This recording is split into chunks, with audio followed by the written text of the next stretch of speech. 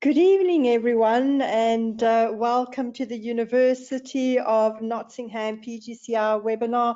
My name is Helen, the Admissions Manager at Stafford Global, and joining me this evening all the way from the University of Nottingham is Dr. Alison. Good evening to you, Dr. Alison. Good evening, Helen, and good evening to everyone who is with you or listening to this particular webinar. Welcome. Welcome. Well, firstly, I'd like to say a Happy New Year to everyone that is on our webinar this evening, and I hope you do have a very good year coming ahead. How we are going to do this webinar this evening is I'm just going to briefly talk about Stafford Global. I'm then going to hand you over to Dr. Alison, who's going to take you through the program.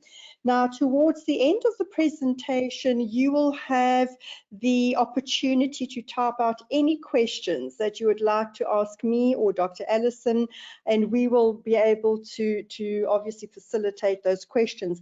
I am going to be looking quite carefully at these questions because a lot of them are very similar, if not identical. So I am going to group them all together. So please do listen out for the question and the answer. Okay, so let's get started. Who is Stafford Global? Now, Stafford was established in 1993, and we are a resource centre for distance learning education in the Middle East. Now, we are currently a resource centre for 6 UK universities, so we do offer a variety of programs ranging from certificates to diplomas, bachelors, MBAs, MScs, right through until doctorates. So we really do have all the programs that would suit your personal or professional needs. Now, the mere fact that you are here this evening with us means that you have been in communication with one of our experienced academic consultants, and our job really at Stafford Global is to assist you throughout the entire application process and ensure that you do get that very, very important unconditional offer. And we do also have some administrative support. So once you do start your program, you do have some administrators from Stafford Global that will be in touch with you as well. Okay, so I'm now going to hand you over to Dr. Alison. As mentioned, she'll take you through the program, and I will then be joining you again towards the end of the session. Over to you, Dr. Alison. Thank you, Helen. Thank you. Helen's talked about Stafford and told you about Stafford, and we have a really good relationship at the University of Nottingham with Stafford. We work as a partnership, and hopefully, well, not hopefully, we know that this partnership is very important for potential students to the PGCEI course. It's important because we communicate, we share resources, and we support you in a joint way.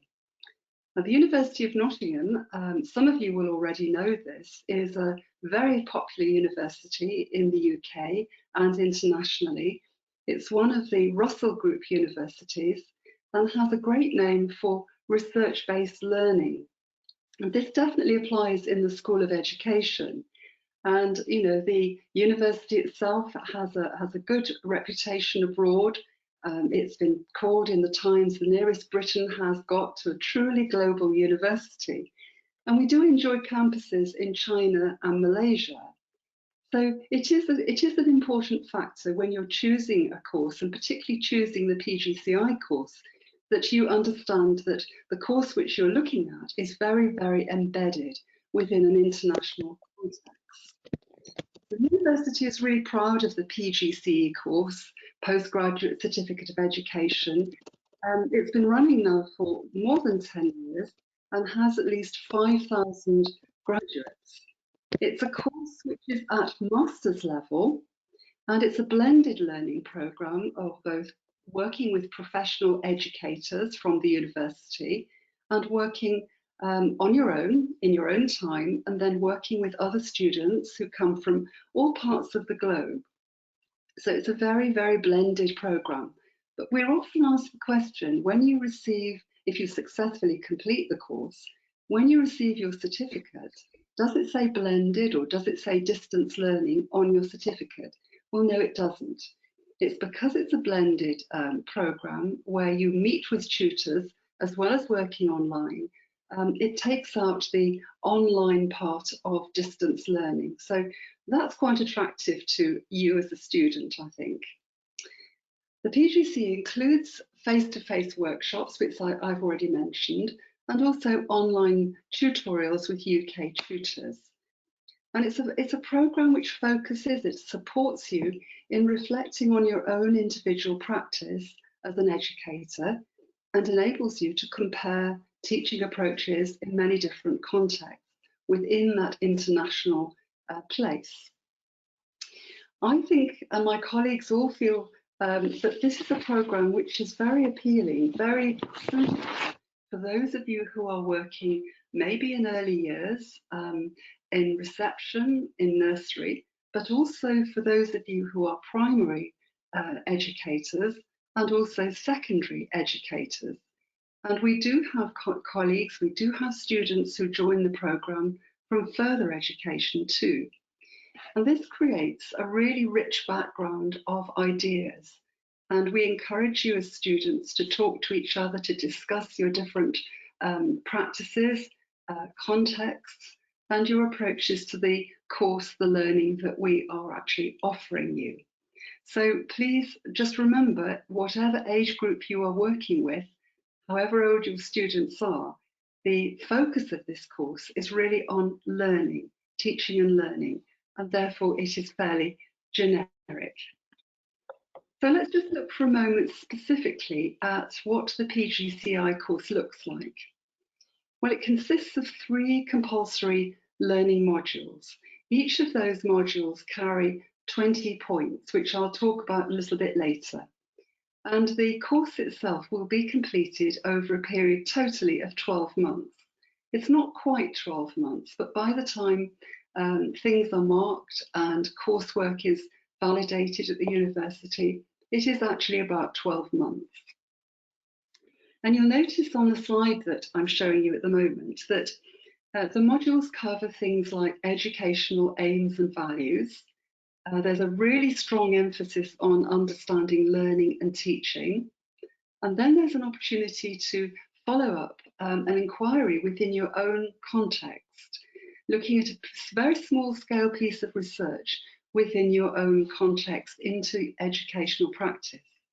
But all 3 of those are located in an international context. And that's really important to you, I think, as potential international students. And each of those modules includes coursework, which would be reading some of the set books, papers from journals, etc., and some writing. And then at the end of each module, you will be asked to do a 4,000-word assignment, which is graded, it's marked, and you need to pass that assignment in order to move on to the next module. All the resources for these modules are online, and you can find those very, very easily through our platform that we use, which is Moodle. So there's no need to purchase anything or find anything elsewhere. But of course, we do encourage you to look for an extended range of literature and information, because that enriches your own thinking. So we would encourage you to do that. Now, the credits that I mentioned just a moment ago can be accumulated, and a pass mark for each of those assignments is 53. So if you pass each of those assignments, and for each of the modules you gain 20 credits, you can put those towards a master's in education, or a master's in special needs or education leadership and management at the University of Nottingham.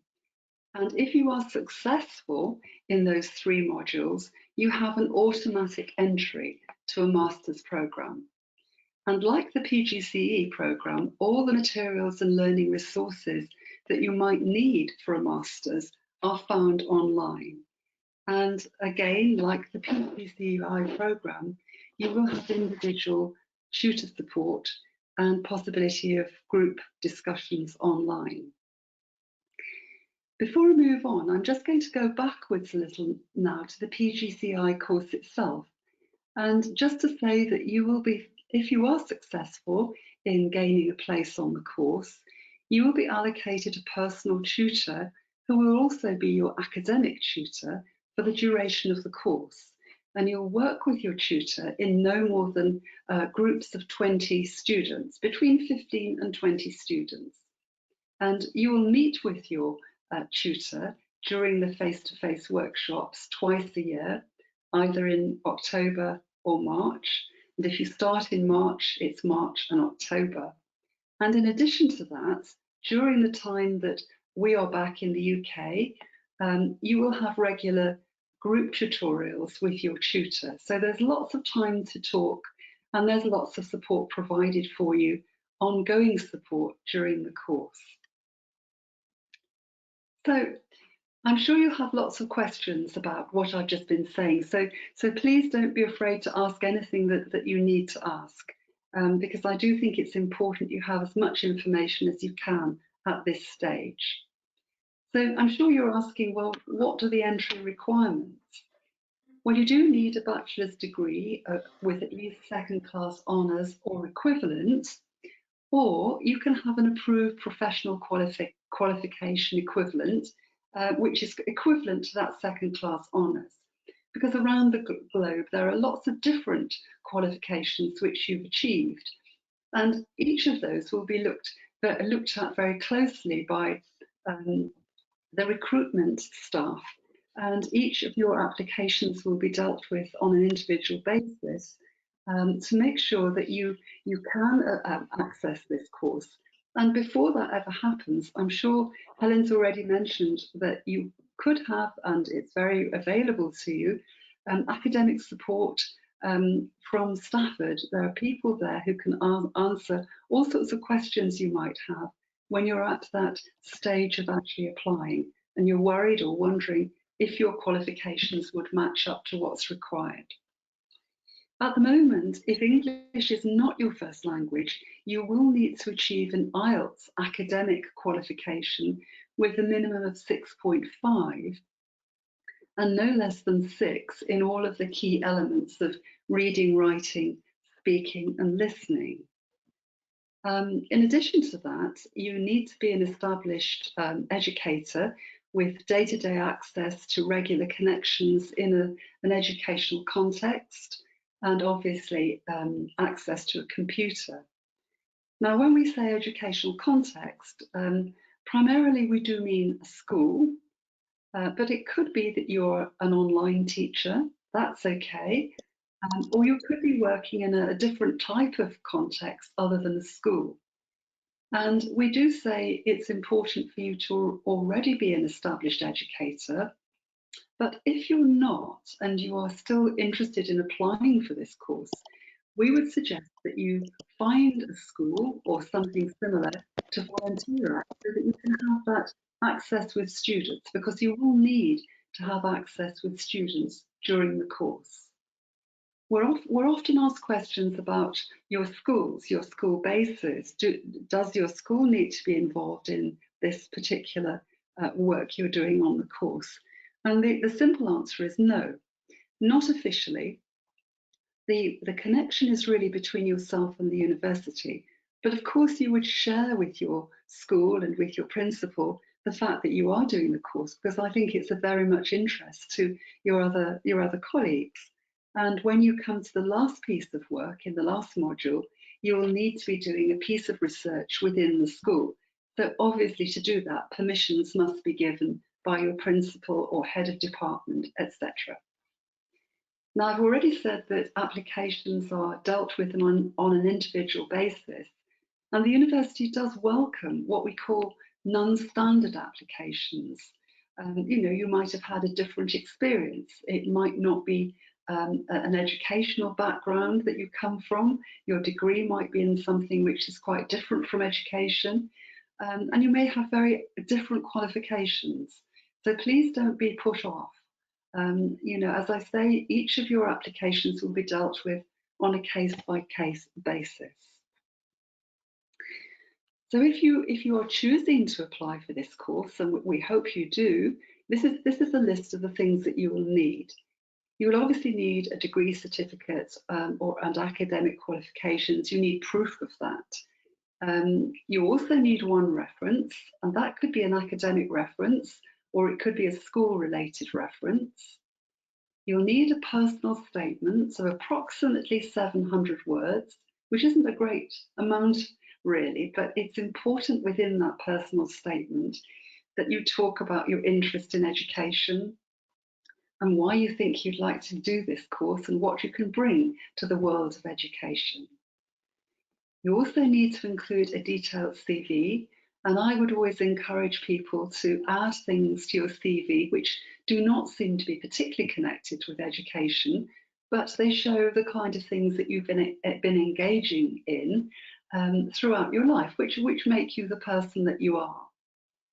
So you need the university application form, you need a copy of your passport, and you need proof of your competency in English. Now, we're currently accepting applications for the next course, which actually begins in March. It's a two-part face-to-face, if you like, workshop occasion where tutors come over to the UAE and work with students. The March part would be the first part of your course, and the second part would be 6 months later in October. And again, it would be face-to-face. The programme actually starts on March the 1st. And I realise, Helen, that I have an application deadline date here of February the 1st. But we know now that the date for this particular cut-off, if you choose to apply, is January the 29th. So please ignore February the 1st. And please remember that it is January the 29th. And if you are interested, you haven't got much time, but it's really important that you put your application in, if you can, before then. Places are limited on each of our cohorts. It's a very popular course. So if you are interested in starting in March and not waiting till October, I would encourage you to get on with your application as soon as you possibly can. So let me just talk a little bit about the two-day induction programme, which would be the interactive workshop, which we have scheduled for March. But before I do that, I must mention that attendance at the 2 days is compulsory because it is actually considered to be part of that course. So it's really important that you make sure you are free to attend those 2 days in March. At those 2 days, you'll meet everyone on the course, but you'll also meet your tutor, and you will work with your tutor during the 2 days very closely and with your fellow group of students, which will be, as I said earlier, between 15 and 20. Because it's a small group, it means that each of the groups are small. We have many students on the course, but your own actual working group will be no more than 20. That means you have a lot of individual attention. It means you can ask lots of questions. It means there's lots of time for people to talk together, but also with your tutor. And it will be a mixture of listening to things that your tutor will be teaching you, but you'll be asked to think deeply about your own views, your own education, your own practice in education. So it's very interactive, as well as periods when you'll be listening to things and being taught by the tutors. Now you'll see also on this slide the fees that will be payable by you. And you will see the application fee there of 700 AED is payable on submission of your application. Now, any other questions that you have about funding, etc., please do direct those towards Stafford, and Helen and her team will be more than happy to help you with any of those queries. Now, I've given you quite a few ideas there already, but I am conscious that you will have other questions. So we're going to move now into any questions that you have and answers which I will give if they're relevant to me, or Helen will give if they're relevant to Stafford. And so please feel free to ask anything that you'd like to have more information about. Okay, Helen, do we have some questions? Yes, we most certainly do, and I've been obviously looking at them in the background whilst you have been chatting. So I have managed to group some of these together. All right, so here's an interesting question. Is PGCE recognised in the UK, and is it possible to get QTS from the UK with this particular PGCE program? Yeah, quick answer to that question. Yes, it is recognised in the UK, partly because it's coming from Nottingham University, and Nottingham University is a highly regarded university in the UK, and this is one of the recognised programmes.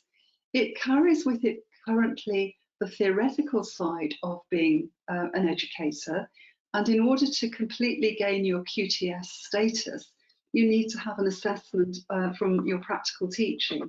And there are connections which can be made in the UK to do that part of the assessment. So a quick answer to your question, and I hope that helps. Okay, and a very popular question is PGCE the same as PGCEI? No, it isn't. In many ways, the basis of the course is very similar. Many of the reference points, the literature, the expectations, the quality of the writing, the number of assignments are absolutely the same. The major difference is that the PGCE course carries with it a practical side as well. So you would be gaining an academic qualification as well as a practical qualification if you did PGCE. If you did PGCI, you gain an academic qualification only. Okay. Good. And are there any tutorials with the tutors that are pre-recorded, or do we have to be available for group meetings? How are the teachings done? Okay, that's a good question, and it has a couple of parts to it. The expectation is that you would be part of the tutorial group because your tutors will try very hard to make those tutorials possible at times when you are available. And so you'll usually find that they are in the evenings when you've finished your work. And we do have students from different parts of the world, so we try to put those times together to make a time which is suitable for everyone to be able to attend. And the reason we do that is because there's a richness in being able to talk to each other. We have small tutorial groups of possibly 4 or 5 students maximum, which means that you can all see each other on screen and you can get involved in discussion with your tutor together. So it's a very important interactive part of our work. There's another bit I was thinking of, let me just think. Yeah, the recording side of it, we don't pre-record, which was part of your question. But what we do say is during the tutorials, it's somebody in the group, one of the group members will record it and send that around to the other students. So you do have a chance to go back over what's been said. And sometimes that's really, really important because interesting and important things come out of it. So we would hope to encourage everybody to join those tutorials and totally understand if for whatever reason you can't do it. They're not compulsory, but we would encourage you to do it if possible. Okay. Excellent. Okay, and this is another interesting question. Are there any breaks in between the modules? Well, it is a good question. Not really. It's a bit of a continuous course because there's so much to pack in that short space of time. So you'll find, for example, if you finish module 1, which finishes with an assignment, and I'm sure everyone is so relieved when they submit their assignment, particularly the first one, it's finished. The timeline means that you do need to start module 2 immediately. But you'll find that there is enough time for you to do that as you work through the coursework. And I said earlier, some of it is reading, some of it is actually writing small pieces. There is enough time to do it. The course has been planned very carefully to make sure that everyone has got time to do it and not feel rushed. I totally understand that it's hard to do a course when you have a full-time job. We understand that, but there is enough time during the 12 months to complete all of it in a fairly steady way. And one of the things that we talk about on the first workshop is actually making sure that you devise a program for yourselves, a study program that suits you, that suits your lifestyle, and it suits your life commitments as well as your work commitments, so that you work through the 12 months in a fairly steady way, without rushing things or without falling behind. And that's what we'd encourage you to do. So a long answer, but I think it's important to get a regular input of what is required on the course, and just work through that steadily. So back to your original question, there are no official breaks. It's rather more of a steady pace throughout the 12 months. Having said that, sorry, I should have just said, Helen, the people who started in October, of course, they had a break for Christmas. There is a break, a natural break that you would take because you have a break from your school commitments. And similarly, if you start in March, we know that you have a break around spring break, Easter break. So, you know, there is a natural time there that we'd expect you to be able to travel or see your families, but there isn't an official break within the course. Okay, thank you, Helen. Good, excellent. And I'm just going to answer the questions regarding the application fee, because I do see quite a few questions on that. The application fee of 700 AED has to be submitted together with your application. Unfortunately, the university will not process your application without that fee. Okay, so next question. Oh, this is interesting. What are the requirements for entry for further master's program after the PGCE course? Well, I did mention this earlier, that if you successfully complete the PGCE course, and that means completing each of the modules, so you have 3 successful sessions of working through the process work and also success with your assignments, you have a natural link straight into one of the master's programs. You have access straight away. So that is a really important feature of this course, that you don't have to worry about will you be accepted. If you successfully complete the course, you will be accepted.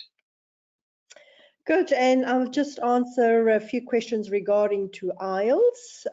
Yes, you can submit all your other documentation as early as now, which we do encourage, because as Dr. Alison has said, there's very limited places available. With regards to your IELTS result, this can be submitted by the 15th of February.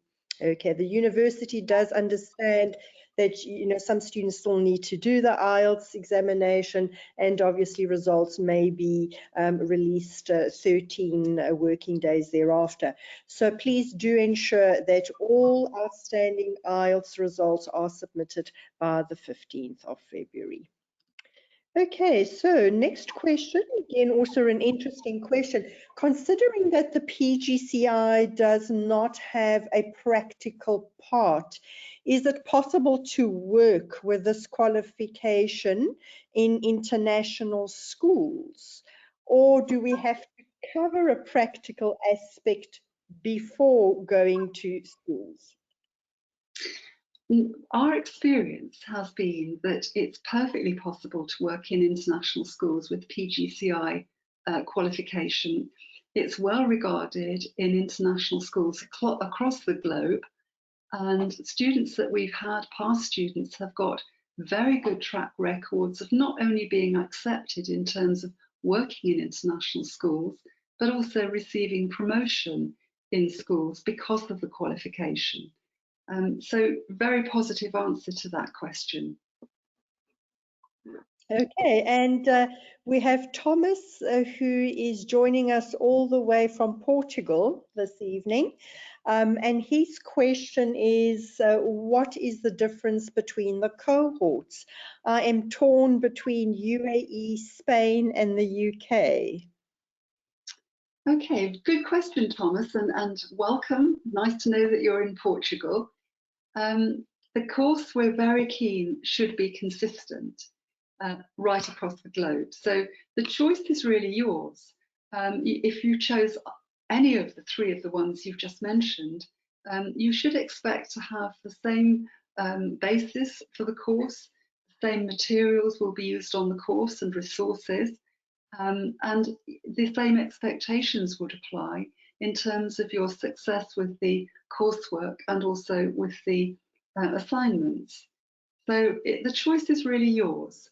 I think at the moment, I can't be totally sure about this. I'm not sure if the Spanish one is actually going back to face where you would meet the tutors. I'm not sure. But certainly if you came to the UAE, you would meet the tutors. And obviously, if you went to the UK, the Nottingham course would mean that you faced and that you met the tutors. So I'm just not completely sure about the Valencia one at the moment. I would have to look that one up. And that might be a key thing for you. It might be important to you that you meet your tutors. Some of the other courses, some of the other PGCI cohorts, for example, in China, are still running online because we can't do the face-to-face element of that yet. So really the choice is yours about venue. And you should be able to, you should feel confident, I feel confident that whichever you choose will have the same content, the same expectations. Absolutely. And Dr. Alison will also confirm that obviously another aspect to consider is when these cohorts actually start as well. So if you find that the UAE cohort actually starts a little bit earlier so that you can start your program a lot quicker, that is something that you can consider. So again, as Dr. Alison said, it really does depend on you, quite a few factors to take into consideration there. However, Thomas, do chat to our academic consultant because you do have a personal academic consultant, and they'll be able to actually give you some more details on that. Oh, good question. Is it possible to get onto another cohort if this one is full?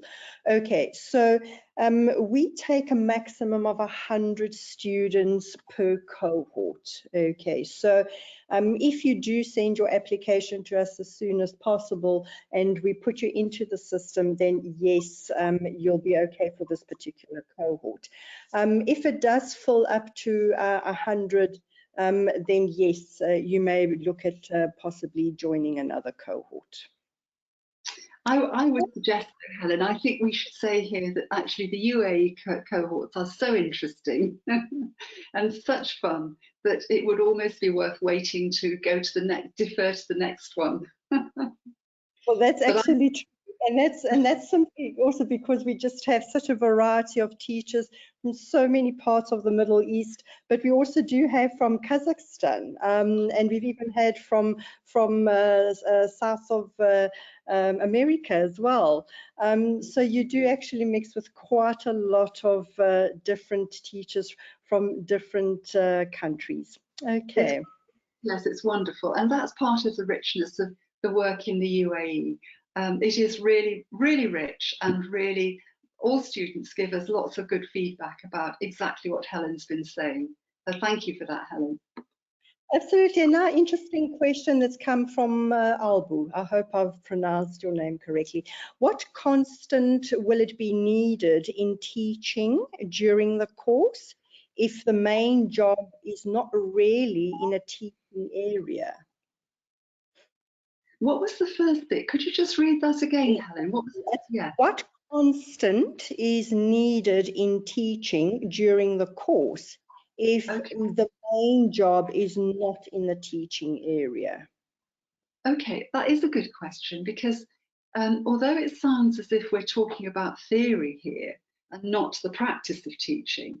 Of course, we're all practiced, seasoned teachers, and what we're going to be expecting students to be able to do is to look at the theoretical aspects, which we're going to be talking about, and then it is really important that every student applies those things to their own practice. We talk about practice a lot. We encourage the discussion of practice. We cannot separate theory from practice. So it's really important that this particular course, that students understand we are talking about teaching and learning. The requirements for the second module means that your work, your assignment is particularly leading towards you looking at your own practice and doing some analysis and evaluation of your own practice. So you will be observing your own work, your own approaches to teaching, and discussing that both with your tutor and also with your other fellow students. So it's really important that you're in a school or in a learning context for you to be able to do that. And the last module is even more important because you'll be carrying out a piece of personal research within your own teaching context, focusing on student understanding. So again, it's a very practical part of the course. So although I am not coming in to look at your teaching and observing you in a practical sense, we're encouraging you as students to look at your own teaching and apply some of the information and teaching which we've given you to your own context, and then you bring that back to the whole group.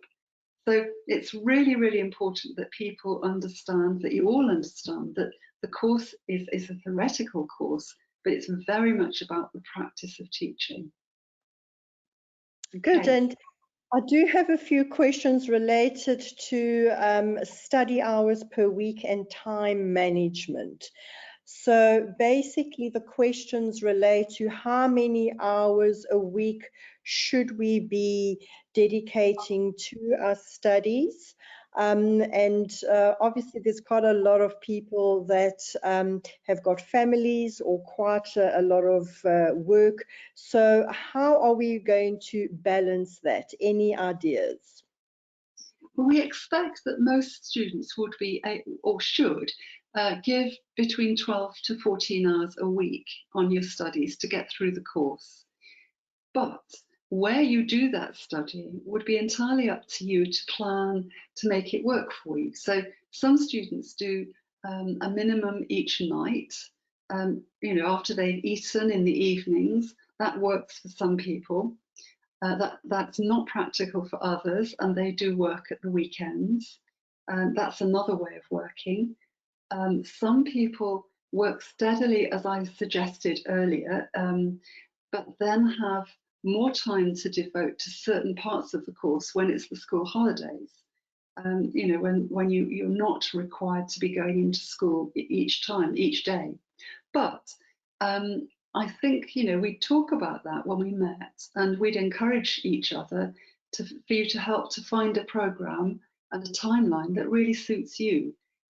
But bearing in mind, it's about 12 to 14 hours equivalent per week, but you can adjust that to different times of the week and different chunks. And everyone works differently. Some people work doing a little often, and some people work doing bigger chunks of work in a shorter space of time. Okay. Good. And I'm just going to answer some of the IELTS questions again. Very, very important that if English is not your mother language, then yes, you would require to do an IELTS or similar English assessment. Okay, so please do get in touch with your academic consultant. They'll be able to provide you with a list of the English tests that the university does actually accept. So this is irrespective if you do teach in an English medium school. So please do get in touch with your academic consultant who will be able to advise you of the various tests available for you. Okay. All right. Again, a very popular question that always comes up, Dr. Alison, is regarding the graduation. If I cannot attend the graduation in the UK, how do I get my degree certificate? Well, the good news is you will be awarded your certificate even if you're not there. Your name will be read out on graduation ceremony day, which is lovely. So you're there even if you're not actually there. And as soon as that happens, that then releases the documents for them to be sent to you.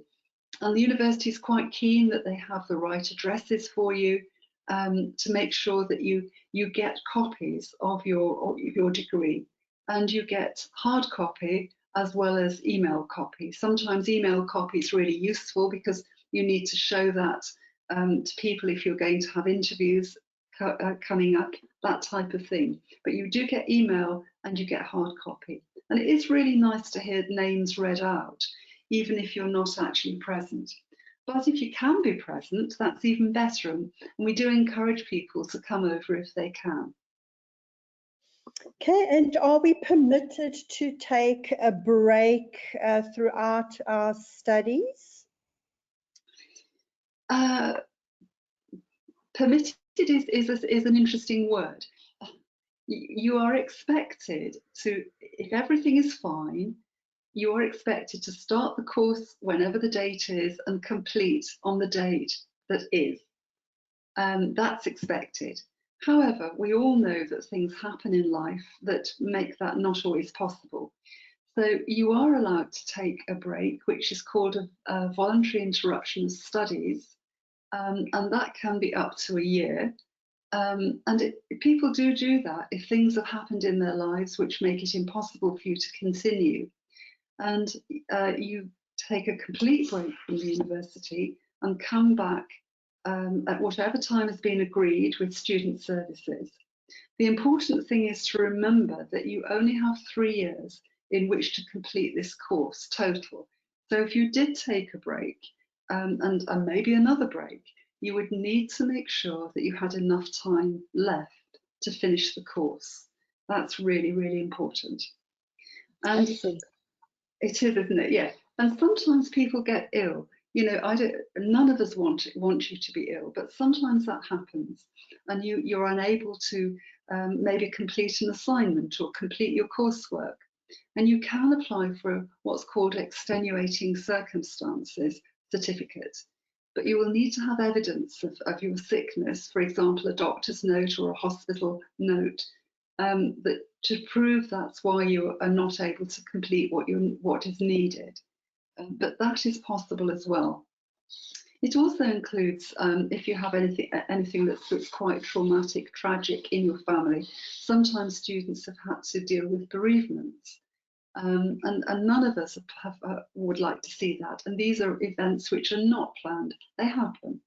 And the university is very sympathetic about this. And of course, you would need to apply for an extenuating circumstances certificate, but that is available. Okay. So those things I've just talked about would be the only reasons really where it is acceptable to take a break. Otherwise, people would be expected to work steadily through the course from beginning to end. Okay. Good. And with regards to assessments, if we do happen to fail any of our assessments, is there a possibility to rewrite that assignment, or do I get kicked out of the program? Yeah, good question. None of us want you to fail. You will get good support from your tutors, but if for whatever reason you do fail, it isn't the end of the world. You will be allowed to resubmit, and you will have support from your tutor in your resubmission. You'll have a chance to have feedback on why the first assignment failed, what were the issues.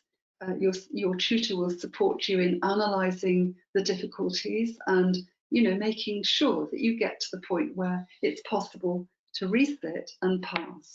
Okay. Okay, and when are the graduations at the University of Nottingham? Well, we have two main ones. The first main one is in the summer, in July. We have a Christmas, an end of term. It's usually about the beginning of December is another graduation time. And then we have an inter-graduation in March. So there are three main points during the year. And again, it depends when your course begins and ends as to which graduation you will find yourself being invited to. They're all great events, and academic success is celebrated, and it's seen as a very important part of your course. Okay, good. And we've got an interesting question about the graduation. This is the first time that this question has come up, so I'm not too sure if you know the answer to this, Dr. Alison. Can we get a video of the graduation if we cannot be there to attend it? That is a good question, and I'm not. The answer is I'm not sure, but I do know you can go online and stream it live. So you could actually do that, live. In fact, I did that last time because I wasn't well when it was graduation in December, and so I went online, and it was really interesting to do that, and I felt as if I was actually there. So it's certainly something to think about.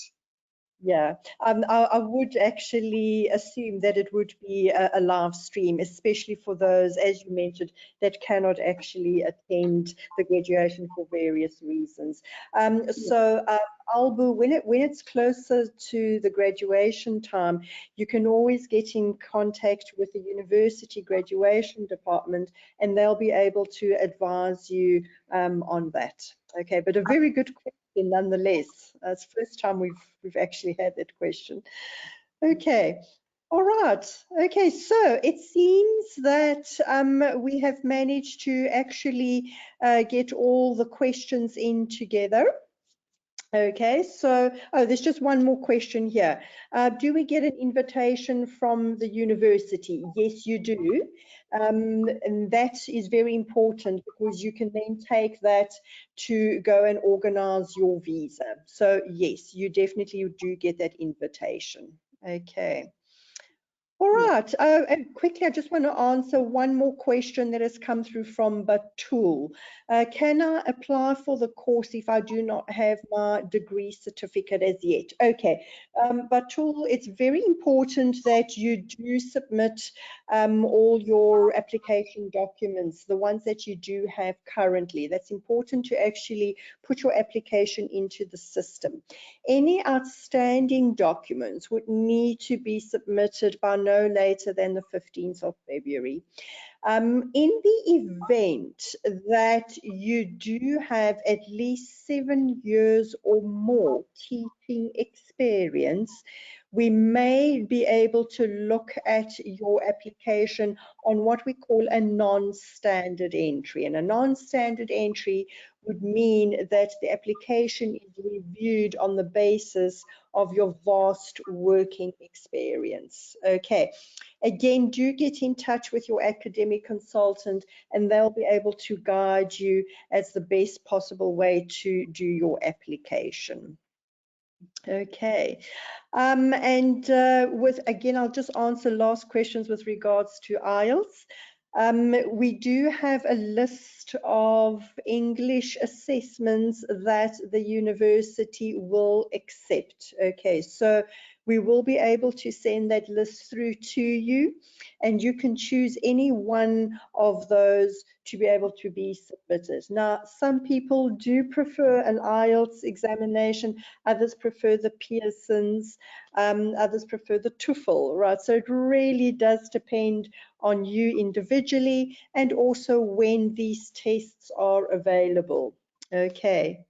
All right, so I have managed to actually put all the questions together. Thank you very much, everyone, for joining me this evening. Very interesting questions this evening.